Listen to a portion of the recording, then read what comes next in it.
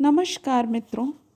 आज की इस लोक कथा के श्रृंखला में मैं आपको बंगला भाषा की लोक कथा सुना रही हूँ, मुँह में बगुला।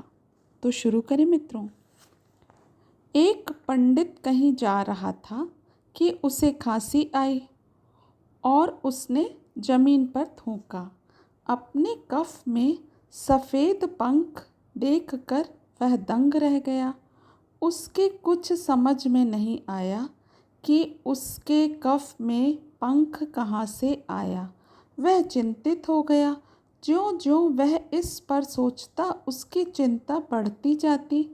घर पहुँचते ही उसने पत्नी से कहा, एक बात ने मुझे परेशान कर रखा है, पर यह बात तुम किसी से कहोगी तो नहीं?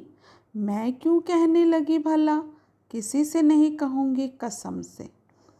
तब पति ने उसे अपने कफ के सफ़ेद पंख के बारे में बताया, पर पंडिताइन बात को पचा न सकी। उसका पेट फूलने लगा।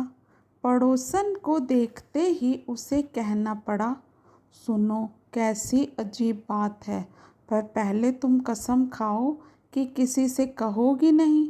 मैंने पति से वादा किया है कि यह बात मैं किसी को नहीं बताऊंगी। कसम से किसी से नहीं कहूँगी। इधर की बात उधर करने की मेरी आदत नहीं है। पक्की बात? किसी से कहोगी तो नहीं ना? तुम्हें भरोसा नहीं है तो रहने दो। मैंने तुम्हारी कौन सी बात किसी से कही है, बोलो तो। पंडिताइन ने कहा, ठीक है बताती हूँ। तुम तो मेरी खास सहेली हो। आज है ना, वो घर आ रहे थे तो जानती हो उनके कफ में क्या निकला? उनके कफ से बगुले के पंख निकले, बहुत सारे। राम जाने उन्हें क्या हो गया है। मुझे बड़ी चिंता हो रही है। अरे इसमें चिंता की क्या बात है?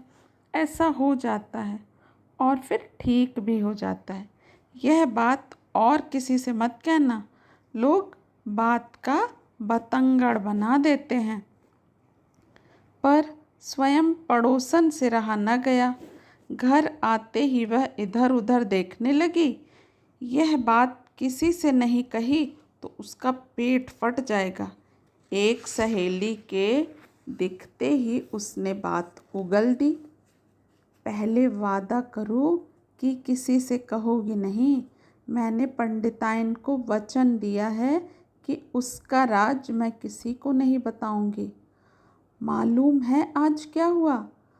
पंडित को है ना, आज मैदान में खांसी आई तो उसके मुंह से पूरा बगुला निकला।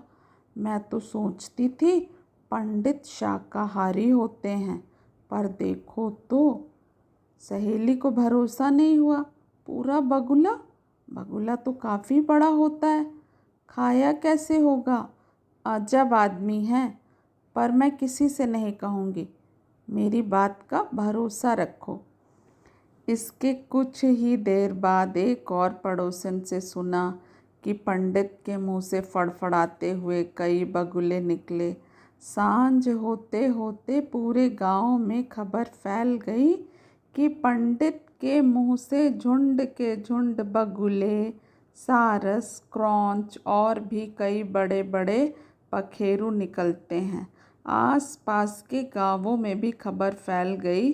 जिसके पास बैलगाड़ियाँ थीं उन्होंने बैलगाड़ियाँ जोतीं और जिनके पास नहीं थी वे पैदल ही पंडित के गांव की ओर यह विकट चमत्कार देखने के लिए चल पड़े।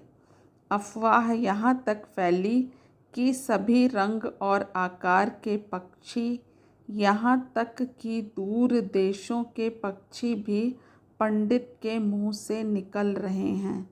झुंड के झुंड पक्षी निकलने से आकाश भर गया है, जिसके कारण अंधेरा छा गया।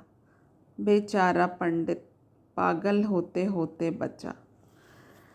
यह कहानी यही ख़त्म होती है मित्रों, लेकिन इस कहानी से हम जान पाते हैं कि किस तरह से एक बात उड़ते उड़ते किस तरह बात का बतंगड़ बन जाती है अथवा तिल का ताड़।